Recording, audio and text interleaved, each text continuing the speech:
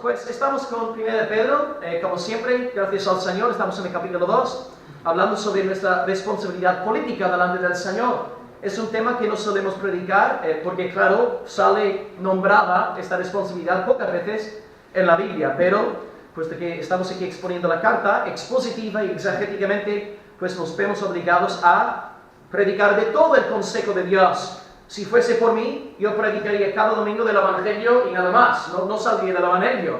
Pero puesto que estamos comprometidos con todo el consejo de Dios, hay que tocar estos temas menos mencionados también. Así que bueno, en esta mañana el título del mensaje es Honor, Amor y Temor. Honor, Amor y Temor. Podría ser una canción, ¿no? Honor, Amor, Temor. Honor, Amor, Temor. Y estamos en 1 de Pedro capítulo 2, versículo 17. Pero vamos a leer del versículo 11 en adelante, porque estamos con una sola línea de pensamiento, estamos hablando de sumisión en este tercer punto. Así que si alguien podría leer en voz alta, 1 Pedro 2, del 11 al 17. Estamos hablando de honor, amor, temor.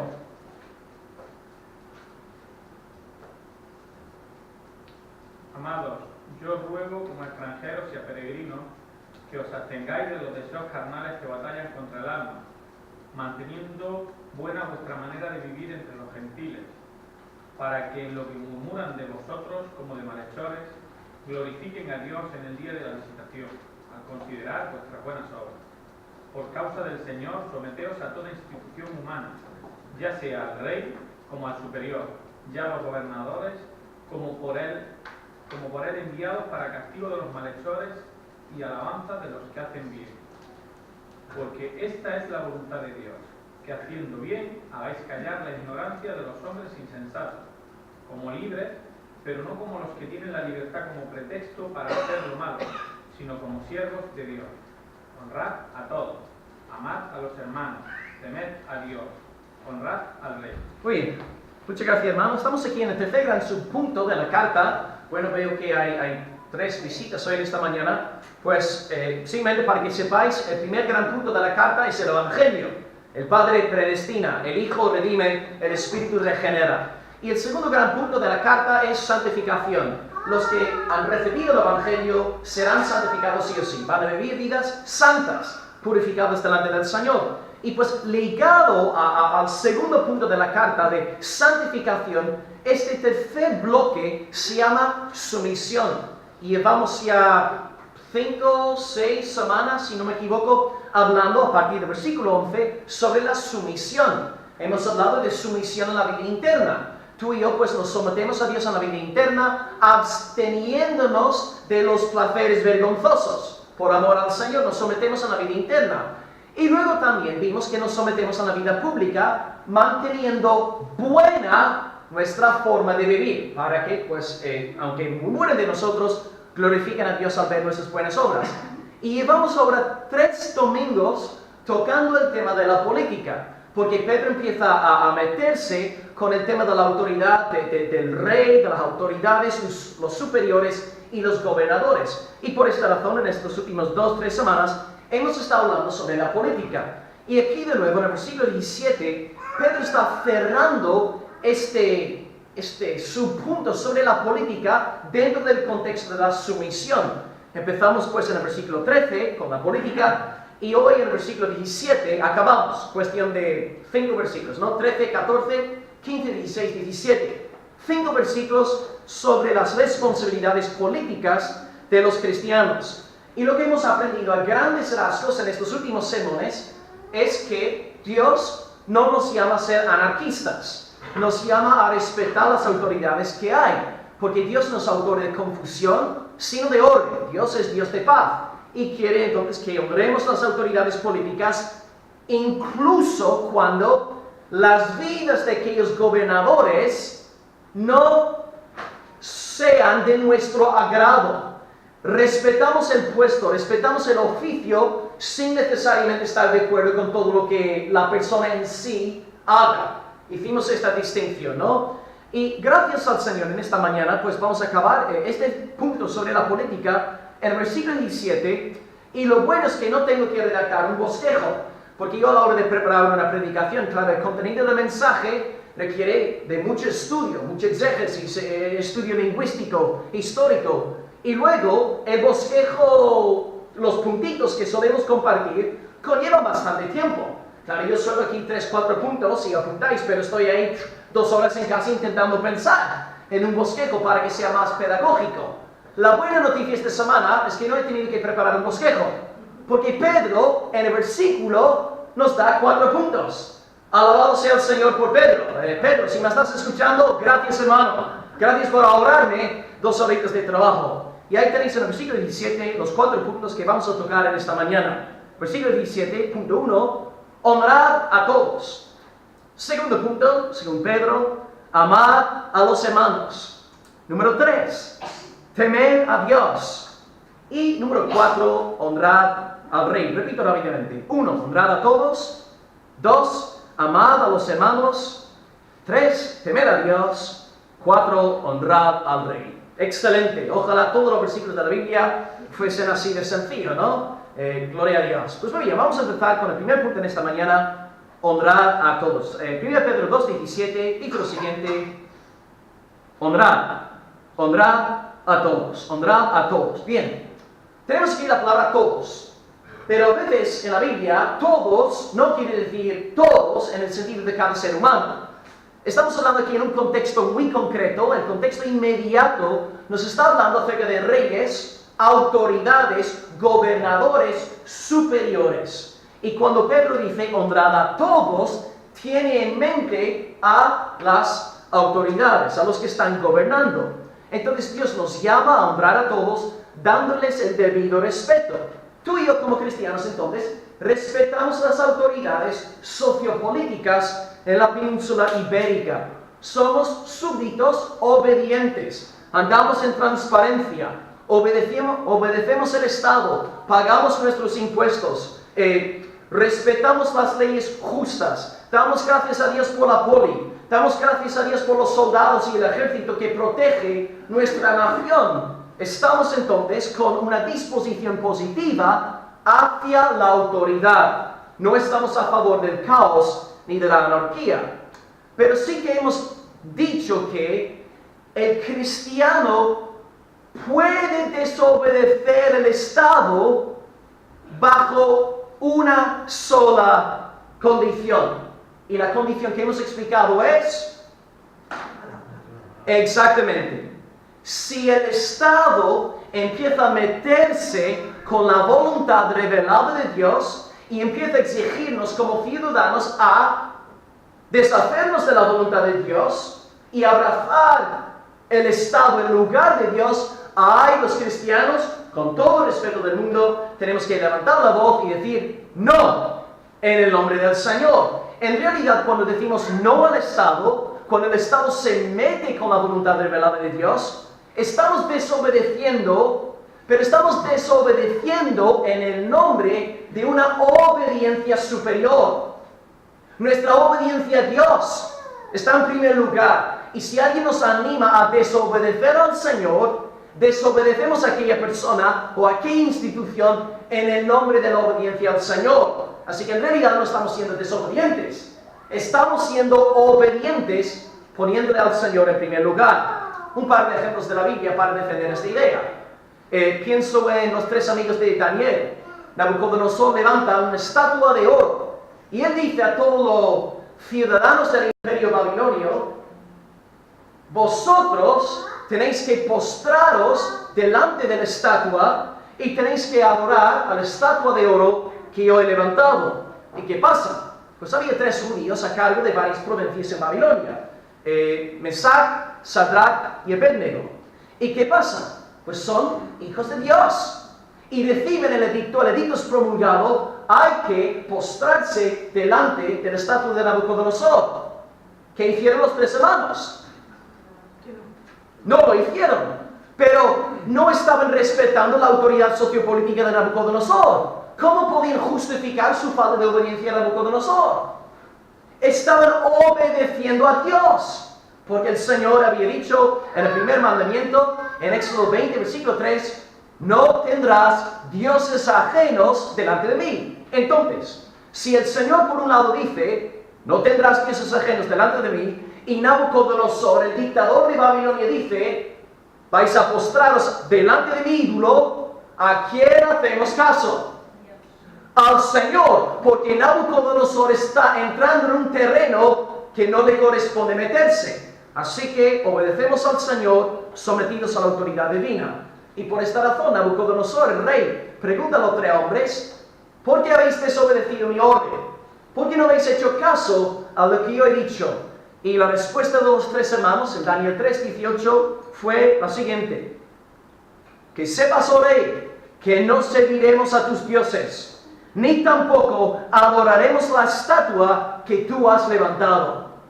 Fe, confianza en Dios, fidelidad al Señor, convicciones profundas, no se dejaron vender por un plato de lentejas. Tenían puestos importantes en la sociedad, pero no permitieron que su influencia sociopolítica hiciese que su corazón se prostituyese de Dios. Dios primero, vamos a obedecerle a Él. Y el Señor les dio una gracia especial para no negar al Señor. Una cosa es decir, aquí en un país democrático, yo no voy a postrarme ante la estatua de oro que ha levantado el Estado español. Eso es una cosa. Otra cosa es decir esta misma frase en un país, en un imperio, delante del dictador Nabucodonosor. Esto requiere de agallas, requiere de convicción, requiere de fidelidad al Señor en todas las cosas. Otro muy buen ejemplo de desobediencia civil en la Biblia está justo a principios del libro de Éxodo. No es un pasaje muy conocido, pero había 2 parteras que temían al Señor. Y Faraón estaba un poco preocupado. Él es el rey de Egipto, el dictador también, un tirano, déspota. Y él dice, por temor a los israelíes, dice a las parteras: cuando estáis ayudando a las mujeres hebreas, si dan a luz y sale un niño varón, matadlo. Y si es una niña, pues no pasa nada, que viva la niña. Entonces las parteras reciben el edicto promulgado por Faraón, la autoridad sociopolítica que tenemos que respetar. Pero estas damas temieron al Señor y por lo tanto desobedecieron el mandato de Faraón. No mataron a los niños, defendieron a los pobres bebés que no podían defenderse por sí mismos. Las mujeres sabían que estaban poniendo sus vidas en peligro de muerte. Faraón se entera de que están desobedeciendo, les corta la cabeza de un solo golpe.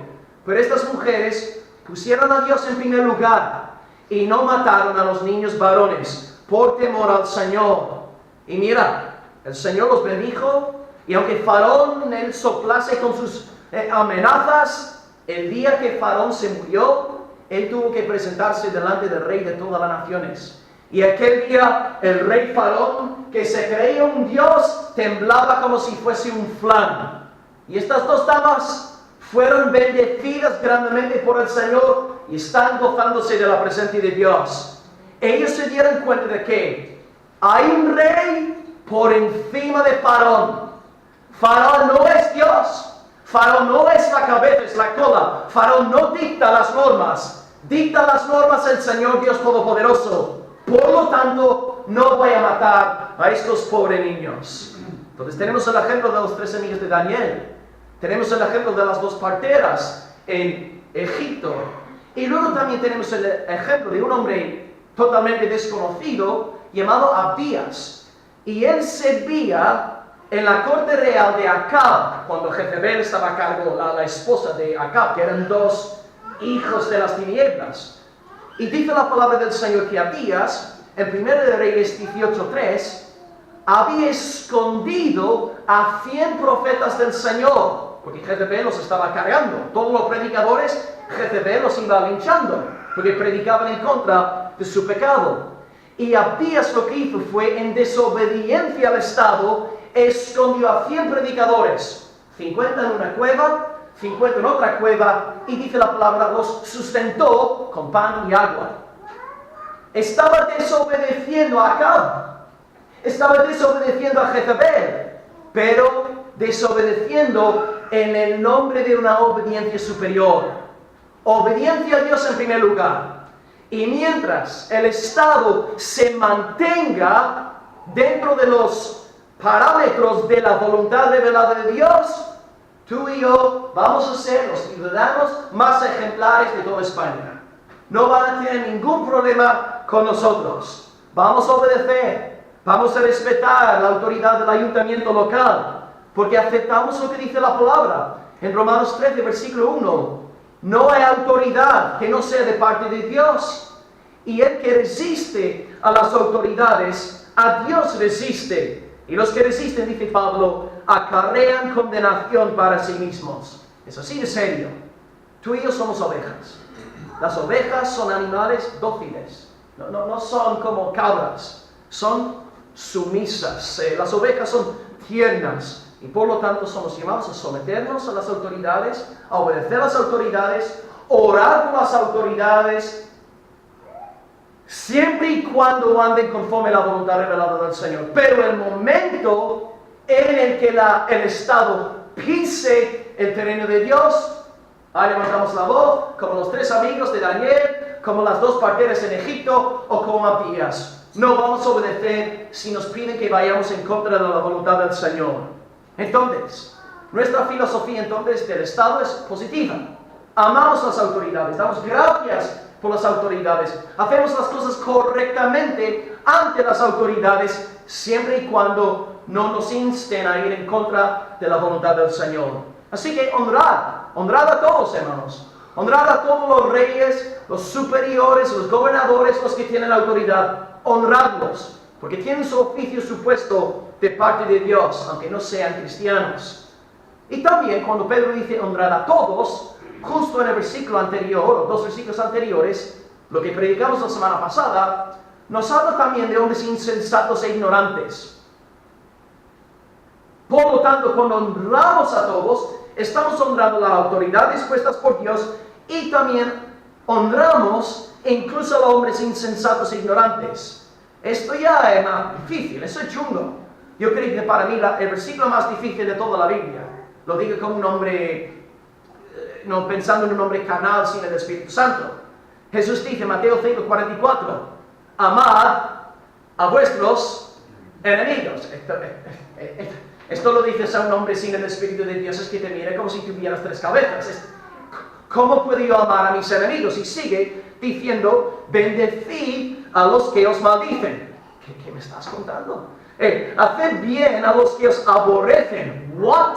¿Qué estás diciendo? Orad por los que os ultrajan y os persiguen.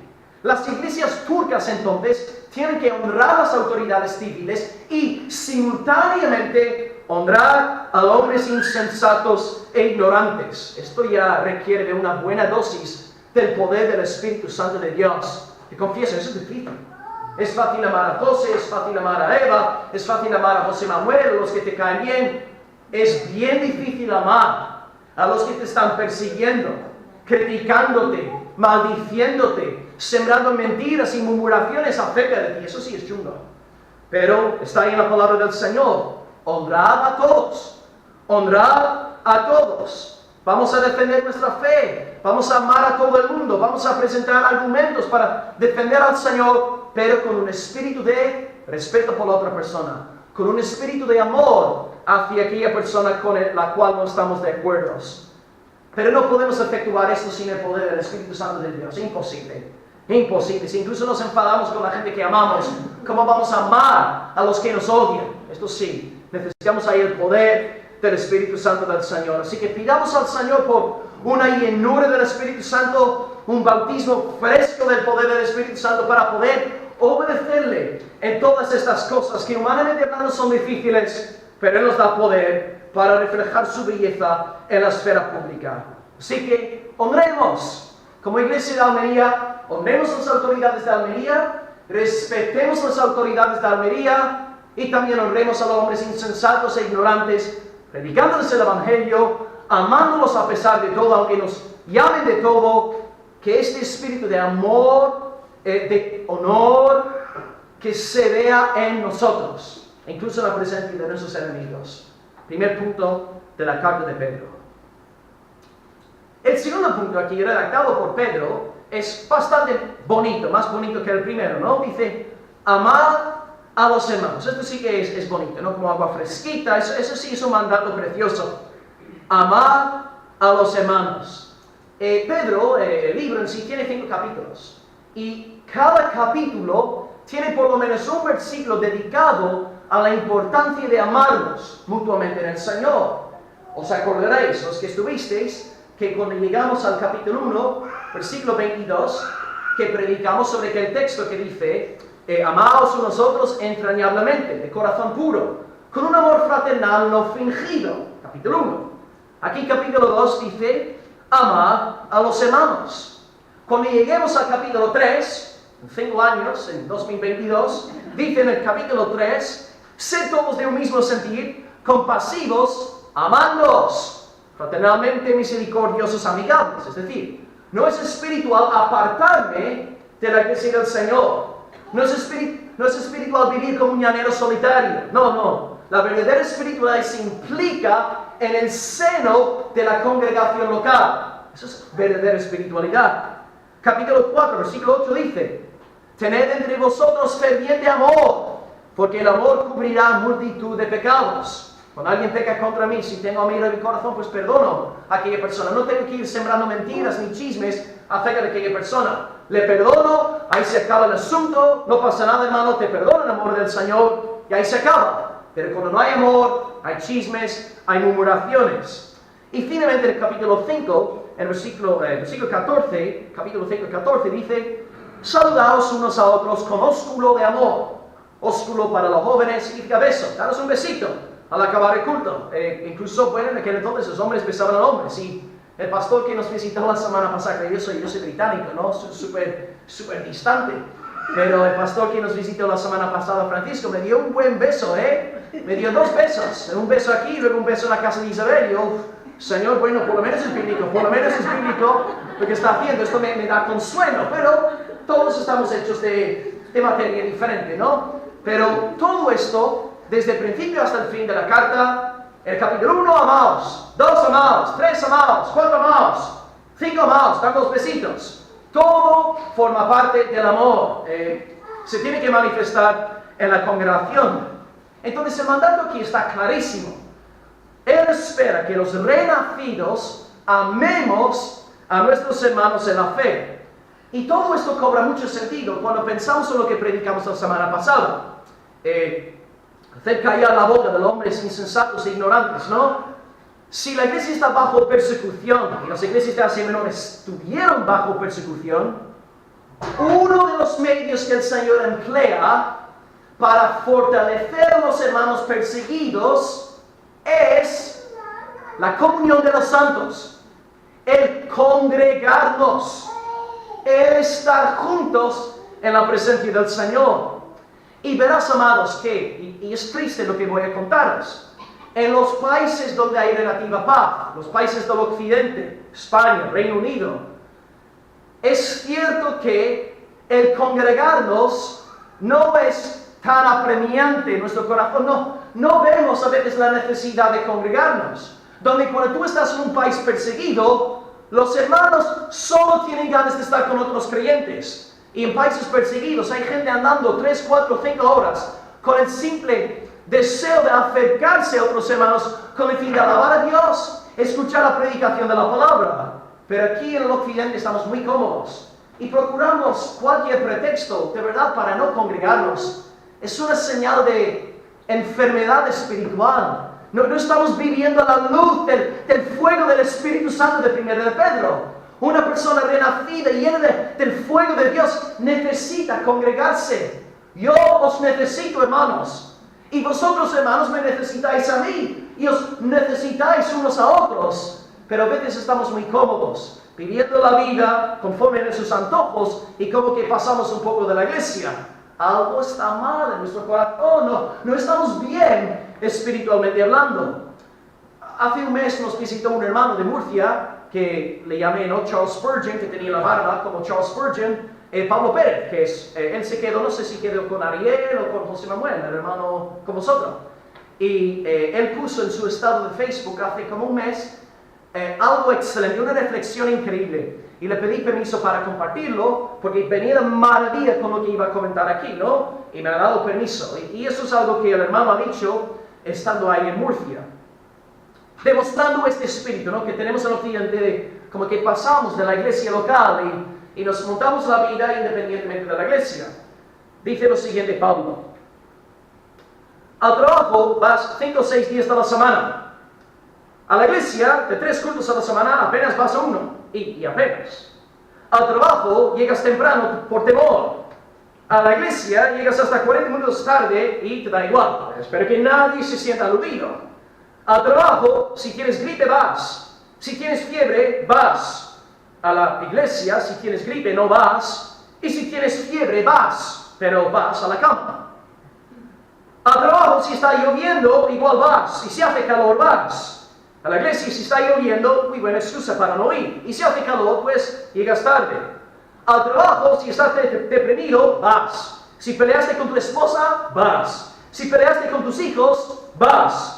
A la iglesia, si estás deprimido, ni por ahí te acercas. Y si peleaste con tu esposa, tus hijos, tampoco vas. Si tienes un compromiso entre semana, lo haces después de tu horario del trabajo.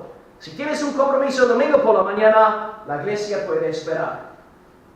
Leí eso hace un mes y me quedé con la boca abierta. Así son las cosas. Espero que nadie se sienta aludido así en esta mañana. Pero es la pura verdad de la vida aquí espiritual en el occidente. Es que prescindimos de la iglesia. Como no estamos bajo persecución, como estamos tranquilos y cómodos, no vemos la gran necesidad de congregarnos, de escuchar la palabra, de cantar al Señor. Es una señal, lo que nuestro hermano Pérez nos ha enseñado, es una señal de enfermedad espiritual. Nos hemos olvidado del mandato apostólico en Hebreos 10:25. No dejando de congregaros, como algunos tienen por costumbre, sino exhortándoos, y tanto más cuando veis que aquel día se acerca. En estos días de oscuridad espiritual, el avance de las tinieblas por todos lados, hermanos, nos necesitamos para edificarnos en la fe, para fortalecernos, incluso pensando en España como las cosas se están poniendo. A veces nosotros que somos salvos, nos venimos para abajo. Y luego, ¿qué pasa? Pues un hermano te da un abrazo. Y de repente, tu mundo cambia. Yo me acuerdo en Irlanda, ¿no? A veces me estaban machacando en la universidad por ser creyente, y luego en mi casa no eran creyentes, también dándome caña, y solo tenía ganas de estar en la iglesia. Y recibí un abrazo de un granjero ahí irlandés, todo sudado, oliendo a pescado podrido, y te da un abrazo de oso. ¡Wow! Te hace bien. Estoy con los míos. Piensan como yo. Hermanos, nos necesitamos. Somos un cuerpo, una iglesia. No podemos demostrar nuestro amor hacia nuestros hermanos si no nos congregamos, si no estamos juntos, si no pasamos tiempo los unos con los otros. Entonces, si yo voy a amaros, si vosotros me vais a amar a mí, y si vamos a amarnos unos a otros, implica 2 facetas. Una faceta positiva, una faceta negativa. Por el lado positivo, yo amo a alguien cuando me sacrifico por amor a él o por amor a ella. El amor es más que maripositas en la varilla. Oye, el chico me miraba y me siento la reina, la princesa de Almería. El amor no, el amor bíblico tiene sustancia, tiene principios, tiene convicciones, es más fuerte que la muerte, dice la palabra del Señor. El amor es el sacrificio de uno mismo por amor a los demás. Es amar, sacrificarte, no es popular, pero es el amor verdadero. Y Jesús dice, ¿no?, en Juan 13, nadie tiene mayor amor que este, que ponga su vida por sus amigos. Entonces el amor, según Cristo, es entrega, el entregarse a uno mismo por amor al otro, el bien del otro, edificar al otro. Cristo mismo es el ejemplo supremo de esto. Se dio a sí mismo, se entregó a sí mismo. ¿Con qué fin? Dice Efesios 5, versículo 2, contestando la pregunta. Cristo nos amó y se entregó a sí mismo por nosotros, ofrenda y sacrificio de Dios en olor fragante. Yo amo a los demás porque yo me sacrifico por ellos. Ese es el amor bíblico. Dejemos ya de pensar en rollos de maripositas, rosas. No. Cuando yo me sacrifico por alguien, por el bien de alguien, esto es una manifestación del amor bíblico hacia una persona. Así que a nivel positivo, nos sacrificamos. Si solamente pensamos en nosotros mismos, yo, no somos del Señor, no tiene sentido. No somos regenerados. El regenerado piensa en los demás, pone a los demás en primer lugar. Yo cuando miro a Loli, mi pensamiento al mirar a Loli no es pensar, pues Loli no sirve para nada, Loli no es... Yo cuando miro a Loli pienso, Loli es superior a Will. Loli es más importante que Will. Loli es, yo tengo que mirarlos a todos como superiores a mí. Y cuando yo os veo como superiores a mí, me resulta muy fácil seguiros. Pero cuando yo empiezo a criticarte, cuando yo empiezo a maldecirte, cuando empiezo a pensar mal de ti, te estoy colocando por debajo de mí. Y te pisoteo, y ya no te sirvo, ni en broma. Entonces tenemos que mirar a nuestros hermanos, mirar a Loli, a Andrea, a Paco, a Encarna, y verlos como superiores a nosotros. Y servir, sacrificarnos por amor a ellos. Y por el lado negativo, pues por el lado positivo nos sacrificamos por ellos. Por el lado negativo, si amamos a la gente de la iglesia, no vamos a permitir que nadie se meta con ellos. Con Ramón, no te metes, porque Ramón es de los míos. Somos de la misma sangre, tenemos el ADN de Dios, en el sentido espiritual de la palabra. Ramón es mi hermano, le voy a defender. Carolina es mi hermana y le damos muchas gracias o felicitaciones por su cumpleaños. Pero vamos a estar con nuestros hermanos y hermanas, no permitiendo que nadie hable mal de nadie, que somos de la misma familia. Digamos, hermanos, ahora mismo, piensa en alguien que tú amas. No sé, tu hermano, tu hermana, tu padre, tu madre, tu hijo. Y ahora mismo empezase aquí, desde este púlpito, a hablar de tu ser querido y a contar a la congregación todas las cosas malas que ha hecho tu hermano, tu hermana, tu padre, tu madre. ¿Qué pensáis de mí? Os entra odio en el corazón, os entra celo en el corazón, que queréis matarme. Con razón, me estoy metiendo con los tuyos. De la misma forma en la esfera espiritual, cuando alguien se mete con uno de mis hermanos en la fe, salto a su defensa. No permito que critiquen ni maldigan a nuestros hermanos. Y si tienes no sé si yo tengo algo con Antonio, lo que tengo que hacer con Antonio es irle a Antonio, mi hermano, en mi corazón tengo algo en contra de ti, hablo con Antonio, confesamos, nos arrepentimos y adelante. Lo que no puedo hacer, si tengo algo en contra de Antonio, es luego comentárselo a Gisela, le digo, José Manuel, y esto siembra malestar en la congregación. Es un acto de amor, tenemos que defendernos unos a otros. Nadie se mete con Ramón en mi presencia, nadie se mete con Miguel, tenemos que defendernos como amados hermanos en la fe. Lo hacemos por amor. Así que el verdadero amor, entonces, por un lado es positivo, en que nos sacrificamos por ellos, y por otro lado negativo, no permitimos que nadie se meta con ellos. El amor salta a la defensa de la persona amada. De la misma forma, alguien se mete con mi esposa, yo salto. Es mi esposa, la amo. También en la esfera espiritual. Entonces, queridos, en esta mañana honremos a todos. En esta mañana también amemos a los hermanos. Y ahora, en tercer lugar, temed a Dios. Temer, un verbo no muy usado hoy en el mundo evangélico. Nos hemos olvidado del temor a Dios, pero es un principio bíblico. Temed a Dios. La palabra dice que el temor a Dios es el principio de la sabiduría. Y el libro que más nos habla sobre el temor a Dios es Proverbios. Lo que vamos a hacer ahora es comentar 3 grandes enseñanzas bíblicas sobre el temor a Dios, para que sepamos de qué se trata este temor. El primer punto, según la enseñanza bíblica, es que el temor a Dios es aborrecer el mal. Dice textualmente Proverbios 8:13, el temor del Señor es aborrecer el mal. Sé que suena chocante, pero hermanos, hay tal cosa como un odio santo. Hay tal cosa como un odio engendrado en el corazón del creyente por el poder del Espíritu Santo. Un odio hacia lo pecaminoso.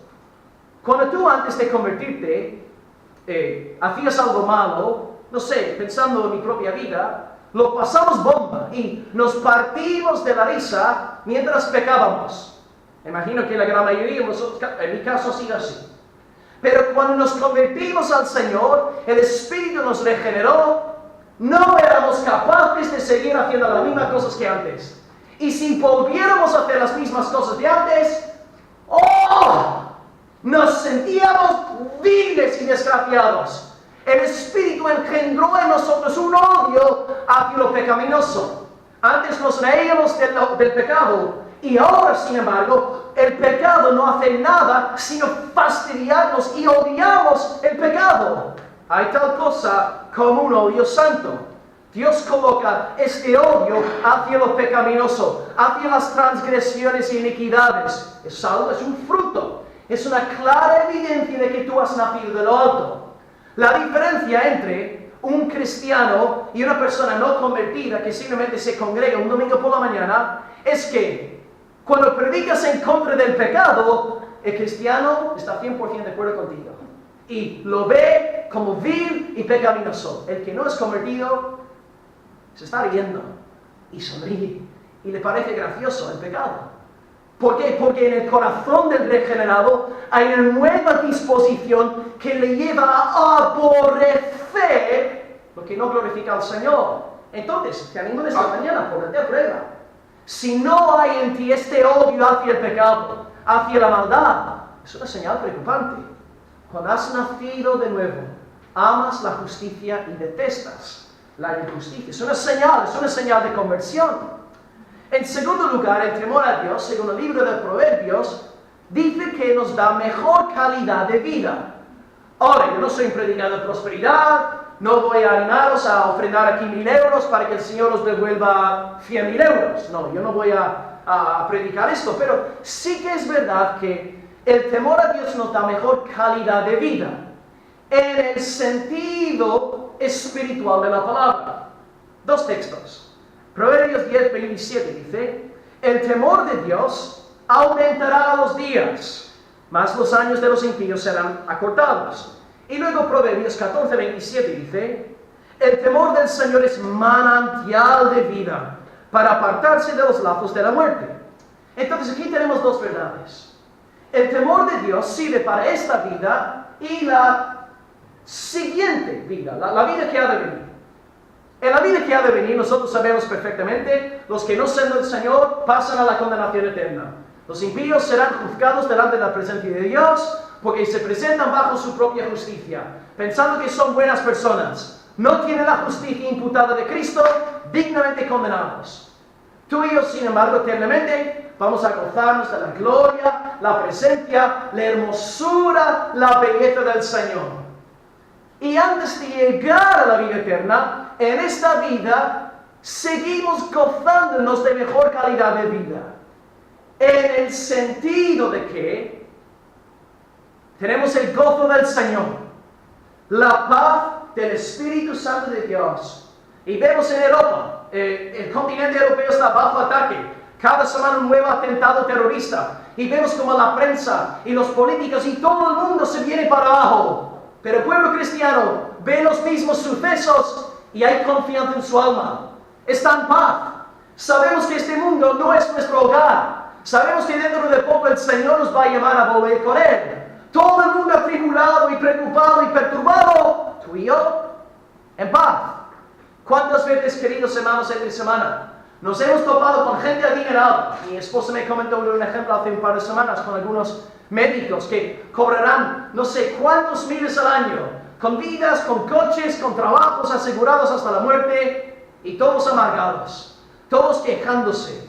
Y lo gracioso es que esta gente amargada, súper adinerada, que tiene de todo, dicen que los evangelistas somos unos santurrones, que no podemos hacer nada, no podemos emborracharnos, no podemos tener amantes, no podemos fornicar, no podemos vivir la vida loca. Y sin embargo, nosotros andamos todos los días con una sonrisa en la cara. Y ellos, que pueden hacer todo lo que quieren hacer, no respetan a Dios, están todos amargados. ¿Por qué? Porque el temor del Señor, con el temor a Dios, aumentaremos los días. Es un manantial de vida. Tenemos gozo y paz y alegría. El único día de la semana que la gente mundana se levanta contenta es el sábado. Porque sábado por la noche, fiesta, discoteca, fornicación. Y los cristianos, sin embargo, tenemos una discoteca montada en el corazón todos los días de la semana. Lunes, discoteca para la gloria de Dios. Martes, alabanza al Señor. Miércoles, gloria a Dios. Jueves, viernes, sábado, domingo. domingo. Y nosotros los evangelistas santurones que no podemos hacer nada. Tenemos el gozo de Dios. El temor del Señor nos da mayor calidad de vida. Sí, tenemos enfermedades, tenemos dificultades, tenemos problemas, pero hay un manantial de vida ahí metido bien a fondo que no nos permite venirnos para abajo, incluso en los momentos más difíciles. El mundo está perturbado y tú y yo cantando gloria al Señor. No hay paz para el impío, dice el Señor. No hay paz para el impío, pero dice la palabra del Señor. Mejor es lo poco con el temor del Señor que el gran tesoro donde hay turbación. Yo prefiero ser pobre, sin muchas cosas materiales y tener el gozo de Dios, que ser como una de aquellas doctoras médicas, teniéndolo todo, el mundo entero y viviendo amargadas todas ellas. Es el temor del Señor. Nos da mejor calidad de vida. Aunque no busquemos esto, pero nos da mejor calidad de vida. Y la tercera gran enseñanza bíblica acerca del temor del Señor, y está ligado al segundo punto, es lo que pone en Proverbios 14:26. Dice lo siguiente: en el temor del Señor está la fuerte confianza. La fuerte confianza. Hay un castillo en nosotros, hay una roca, hay algo que no puede ser vencido gracias al temor del Señor. Podemos repetir las palabras de David en el Salmo 27, versículo 1. El Señor es mi luz y mi salvación. ¿De quién temeré? El Señor es la fortaleza de mi vida. ¿De quién he de atemorizarme? Hay una fortaleza en el corazón del creyente. El Espíritu Santo de Dios nos da fortaleza. Tenemos una roca ahí metida. Tenemos fundamentos fuertes. Y por lo tanto no nos venimos para abajo. Siempre hay gozo colocado en nuestra alma. Si fueran destruidos los fundamentos, ¿qué ha de hacer el justo? Pero gracias al Señor, nuestros fundamentos no serán destruidos, porque no hay quien prevalezca contra la voluntad ni la palabra de Dios. Todas estas enseñanzas que hemos dado se podrían aplicar directamente a las iglesias perseguidas de Asia Menor. Pedro está hablando del temor a Dios. Hermanos, estáis bajo ataque, pero temed a Dios. Temed a Dios. Tenéis que apartaros del mal. Vais a tener mejor calidad de vida aunque estéis bajo ataque y tenéis una fortaleza, una fuerte confianza en el Señor. Temamos al Señor, como el hijo teme a su padre a la hora de disciplinarle. No es un temor esclavizante, sino un temor libertador. El temor de Dios entonces, hermanos, tiene que llevarnos a aborrecer lo malo con un odio santo. Tiene que llevarnos también a disfrutar de una mejor calidad de vida. No permitirle que la angustia mundana se apodere de nuestro corazón. Y tiene que llevarnos a entender que en cada momento vamos a tener vigor y vida y poder en nuestra alma hasta que el Señor venga. Él nos dará valentía y poder del Espíritu Santo. Este temor es la marca de un verdadero cristiano, un regenerado, un renacido.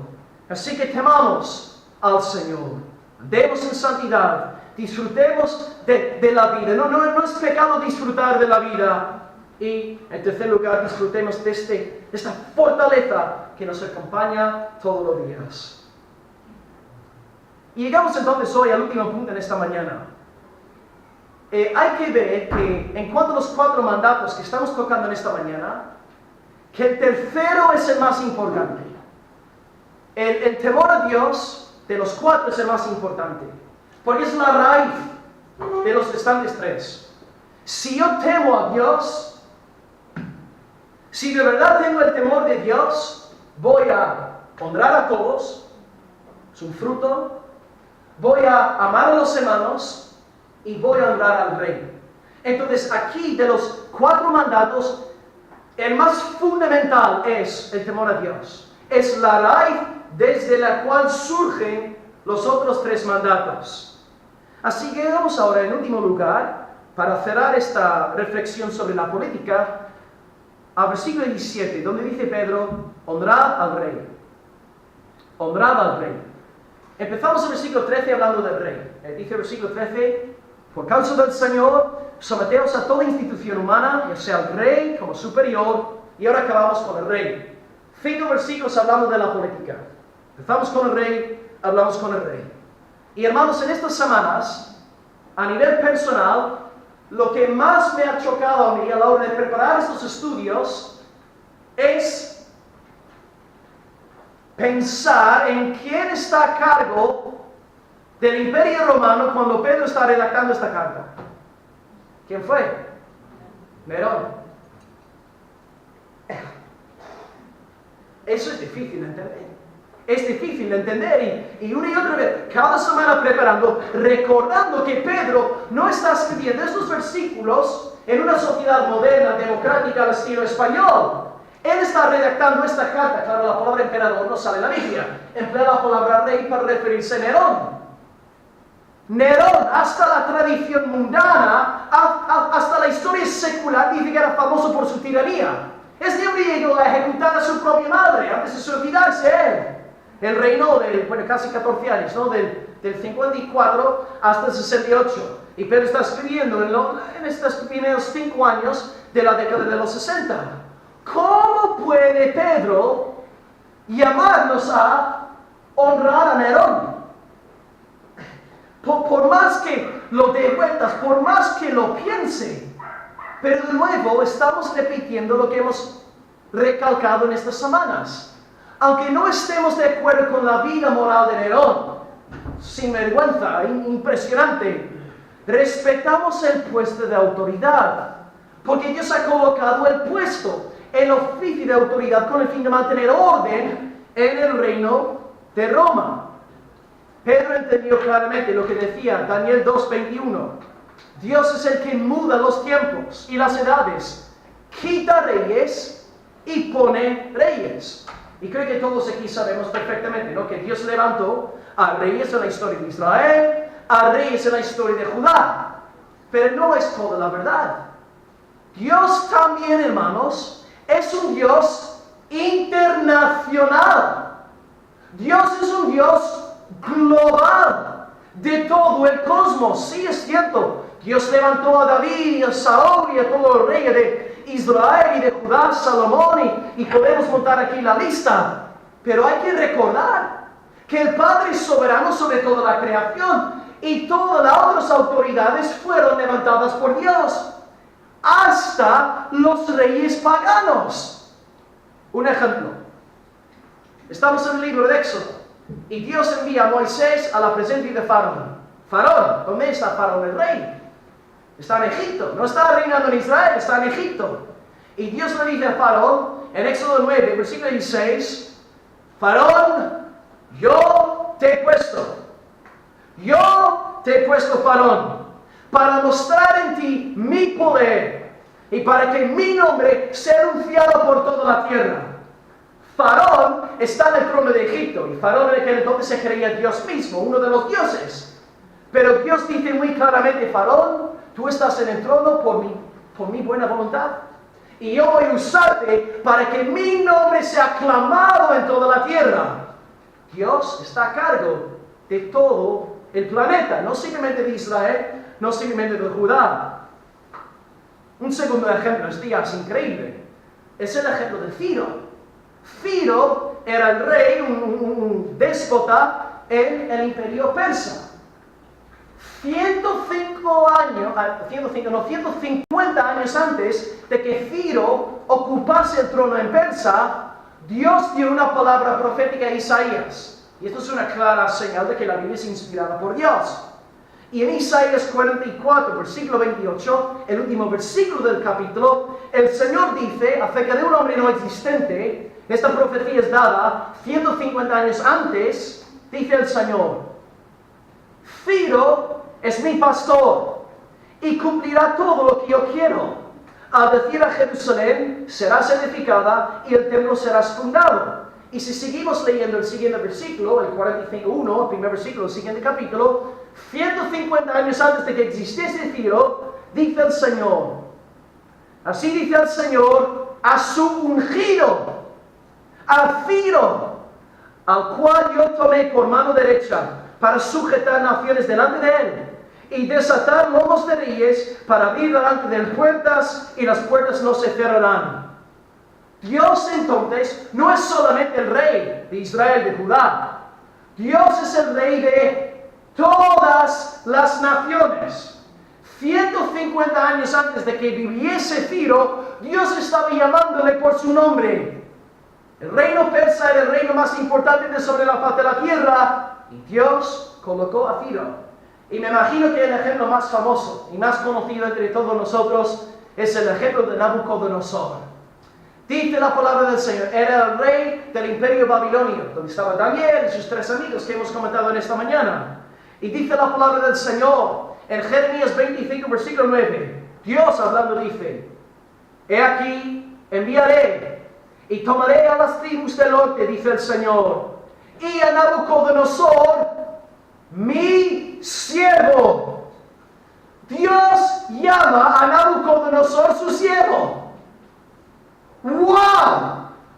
Y dice, mi siervo, y los traeré contra esta tierra y contra sus moradores. Dios iba a levantar a Nabucodonosor con el fin de castigar la maldad de Judá.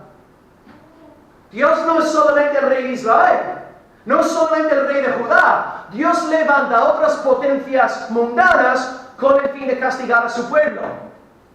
Dios puede hacerlo, porque es el Señor de las naciones. No podemos jugar con Dios. Y si Europa empieza a apostatar de la voluntad revelada de Dios, de la santidad de Dios, de la institución de Dios, hermanos, temblemos.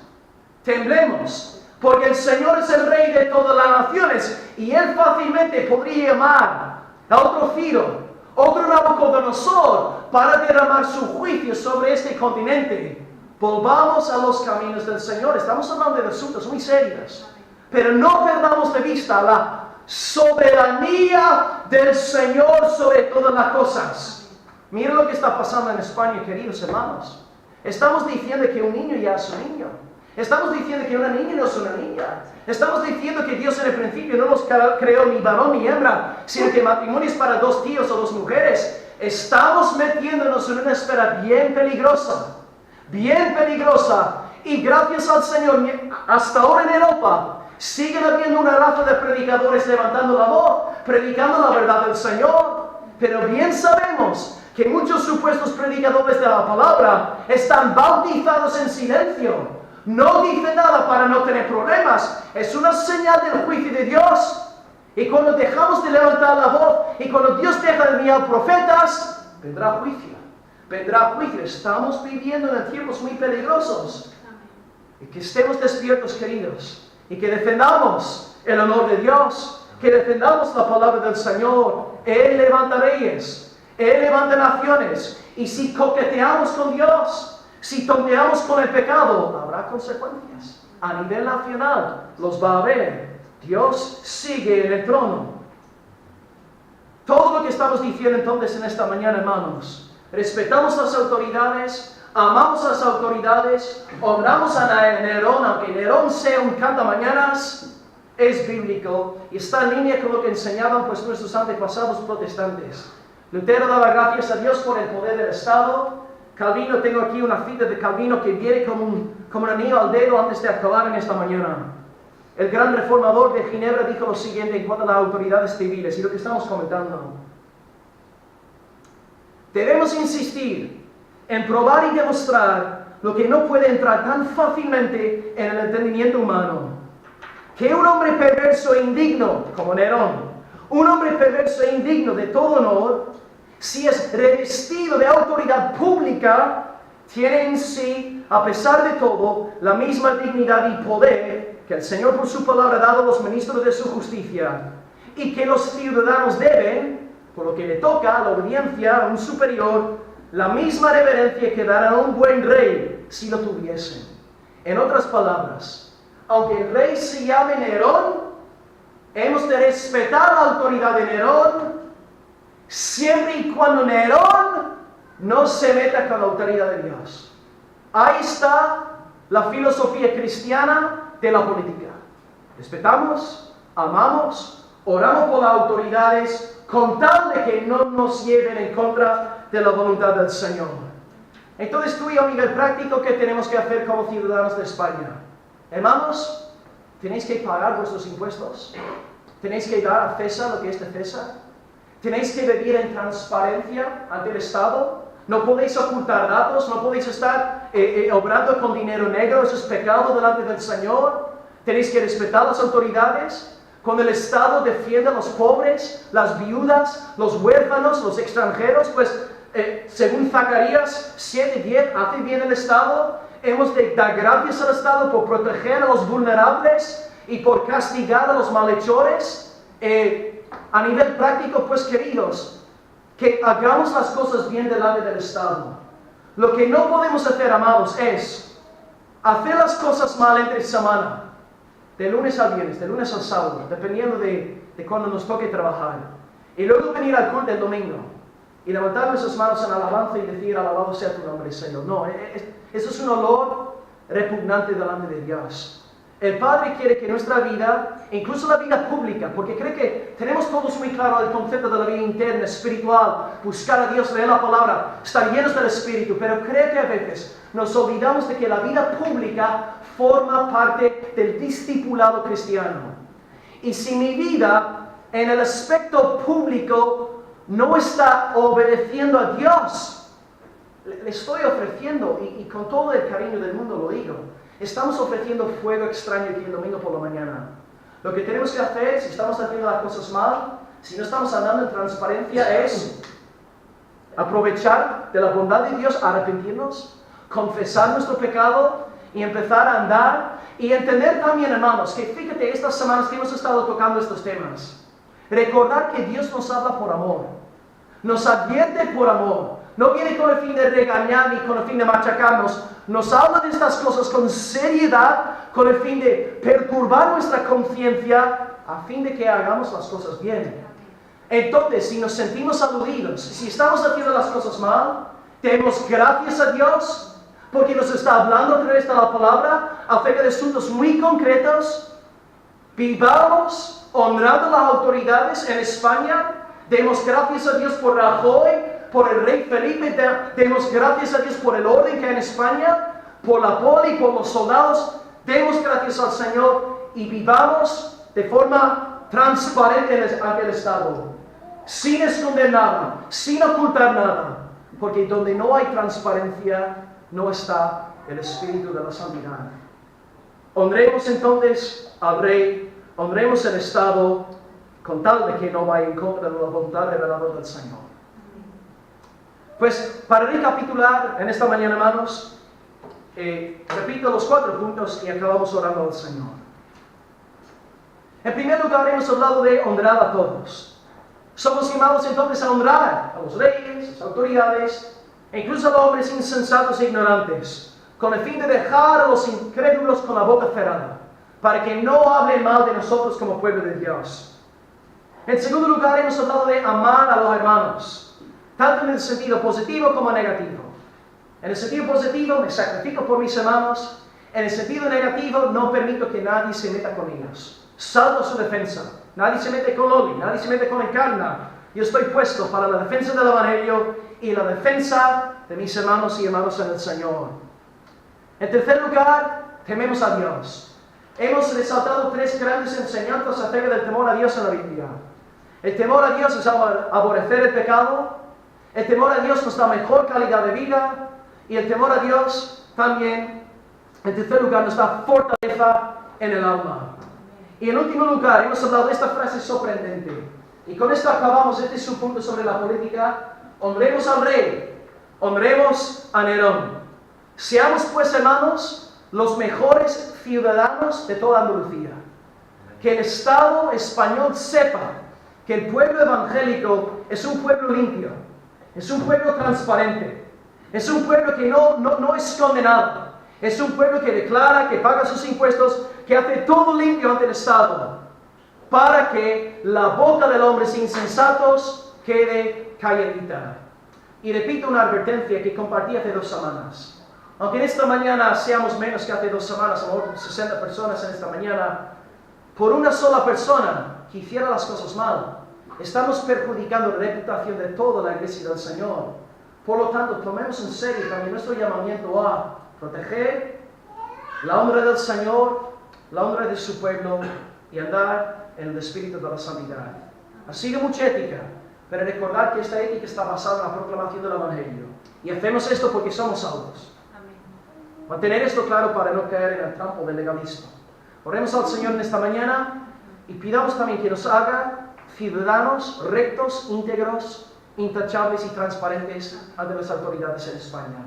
Oremos al Señor en esta mañana. Oremos. Gloria a Dios.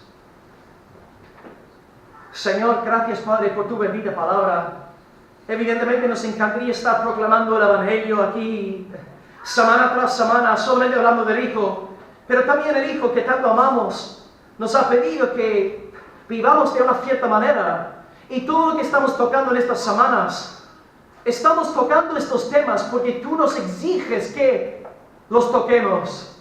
Y Señor, procuramos desarrollar estas enseñanzas con el enfoque correcto, basándonos en tu gracia, en tu Evangelio, en tu libre justificación por la fe en Cristo. Entendemos que por medio de lo que estamos predicando en esta mañana no alcanzamos salvación, no podemos ganar tu favor mediante el cumplimiento de este versículo, pero sí, Señor, al obedecer estos mandatos te estamos honrando, te estamos glorificando como hijos renacidos de lo alto. Y Señor, como iglesia aquí en Almería, aunque es verdad que no solemos tocar estos temas en el ámbito evangélico, queremos pedir para que tú nos hagas ciudadanos ejemplares, Señor. Padre, en primer lugar en esta mañana queremos honrar las autoridades. Señor, danos esta convicción en el corazón de la necesidad de honrar a Ciro, a Nabucodonosor, a Faraón, a Nerón, Señor, a dar a César lo que es de César. Señor, es tu voluntad. Tú quieres que paguemos impuestos. Tú quieres que vivamos para promover la paz en nuestra sociedad a nivel cívico. Señor, que tomemos en serio este aspecto del discipulado cristiano y ayúdanos a entender que si no estamos haciendo las cosas bien en esa área, pues estamos ofreciéndote fuego extraño, por mucho que oremos, por mucho que cantemos, por mucho que prediquemos, Señor. En segundo lugar, Padre, ayúdanos a amar a los hermanos. Señor, tristemente es verdad que aquí en el occidente como que prescindimos de la congregación muy fácilmente y buscamos cualquier pretexto para no congregarnos. Y cuando esto sucede, estamos ya entrando en una enfermedad espiritual, una tibieza espiritual. Padre, oh, qué vergüenza cuando leemos de testimonios de países donde hay persecución y los hermanos gozosamente andan 5 o 6 horas con el fin de congregarse. Oh Señor, repréndenos en amor. Haznos ver la necesidad de congregarnos como un fruto del amor por la congregación. A dejar de poner excusas baratas y en toda honestidad, excusas tontas y necias delante de ti, Señor, y al ver la gran necesidad de amar y congregarnos, no dejar de congregarnos como algunos tienen por costumbre. Padre, danos esta convicción de amar, sacrificarnos a nosotros por el bienestar de los demás, y también en el sentido negativo, no permitir que nadie se meta con uno de los nuestros. Señor, ayúdanos a entender que no solamente estamos puestos para la defensa del Evangelio, sino para la defensa de Encarna, de Loli, de Nicolás, de José, de Ariel. Señor, estamos puestos para la defensa de estos hermanos y hermanas que tú nos has regalado. Señor, ayúdanos a amar con el amor de Cristo en el sentido positivo y negativo de la palabra. En tercer lugar, Señor, la raíz de todo, el temor a ti. Señor, son cosas bien serias lo que están sucediendo en España. Y Señor, en cierto sentido, claro, por un lado nos entra miedo, sabemos de lo que eres capaz. Sabemos que tú puedes levantar otros reinos con el fin de castigarnos por ser hijos tan rebeldes, Señor. Pero te pedimos que mientras tanto vivamos en el temor a ti. En primer lugar, enséñanos a aborrecer el mal, a rechazar lo malo, a apartarnos, Señor, de amistades pecaminosas y malvadas, a apartarnos de fiestas, bebida y fornicación, a vivir en santidad delante de ti. Señor, ayúdanos también a disfrutar de la vida. Aumenta nuestros días con esta manantial de vida. Vemos que todo el mundo que no tiene frenos ni tiene parámetros éticos para sus vidas, viven todos amargados y tristes, aunque tengan millares en el banco. Señor, permítenos disfrutar de tu gozo, tu paz. Aumenta nuestros días en el temor a ti, Señor. Que disfrutemos de comer para tu gloria, beber para tu gloria.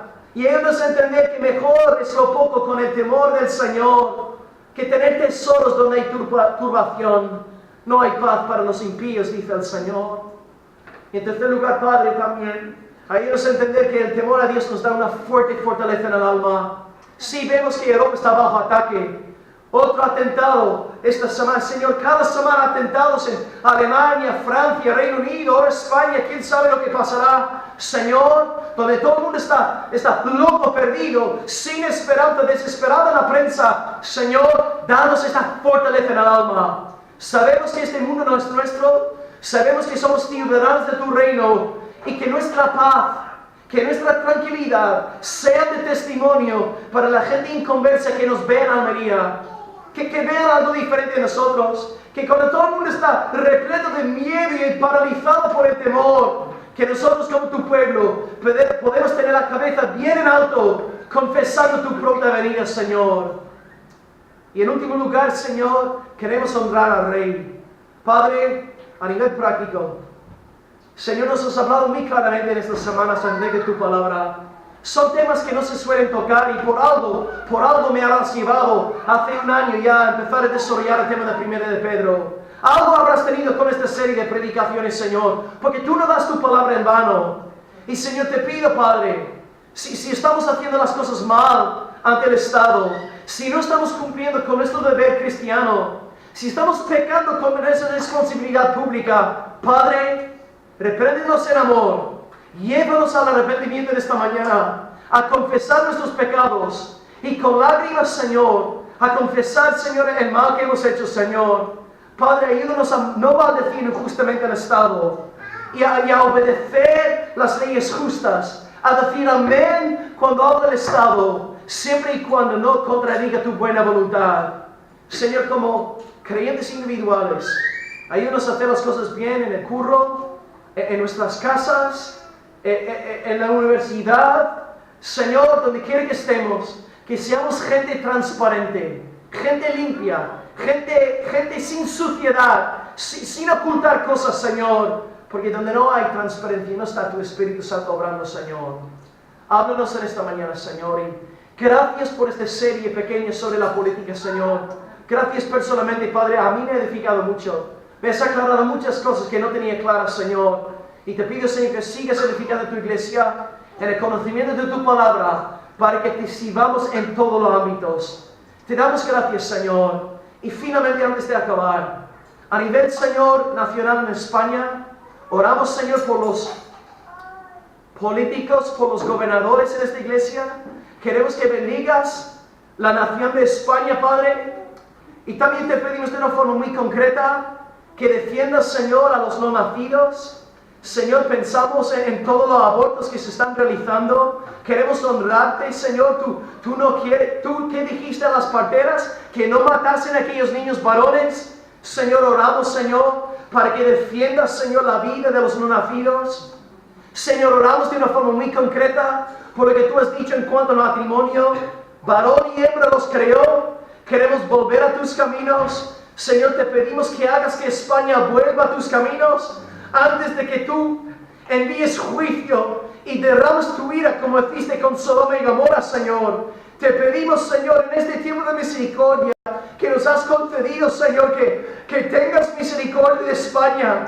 Señor, que te muevas, que hagas algo. Ciertamente, Padre, nos vemos impotentes ante el avance de tanta maldad y ya maldad casi institucionalizada, Señor. Y casi nos da miedo tener niños y niñas pensando en lo que les van a enseñar en el colegio, Padre. Oh, Señor, en tu gracia común, frena la maldad, Señor, de España. Frena esta iniquidad, Señor. Frena, Señor, estas transgresiones tan abiertas y vergonzosas. Y defiende tu causa. Defiende, Señor, a los tuyos. Defiende a nuestros niños y la nueva generación que está inmersa en porquería, Señor, desde su propio nacimiento. Oh Dios, antes de que envíes juicio, levanta predicadores, levanta voces, Señor. Vemos a tantos bautizados en silencio y nos entra, Señor, un enfado santo. Oh Padre, defiende tu causa, defiende tu palabra, defiende tu viña. Señor, haz volver la nación de España a ti, Señor. Antes de que sea demasiado tarde, borra las arrugas de enfado de tu cara, Señor, y derrama un avivamiento del poder del Espíritu Santo. Despierta tu obra, Señor. Levanta iglesias en el poder del Espíritu Santo. Haz volver Europa a tus pies, Señor. Oh Dios, lo pedimos en el nombre de Cristo. Lo pedimos porque eres Señor sobre todo. Haznos volver, Señor. Haznos volver. En el nombre de Cristo, Señor. En el nombre de Cristo oramos. En base a tu palabra oramos, Señor.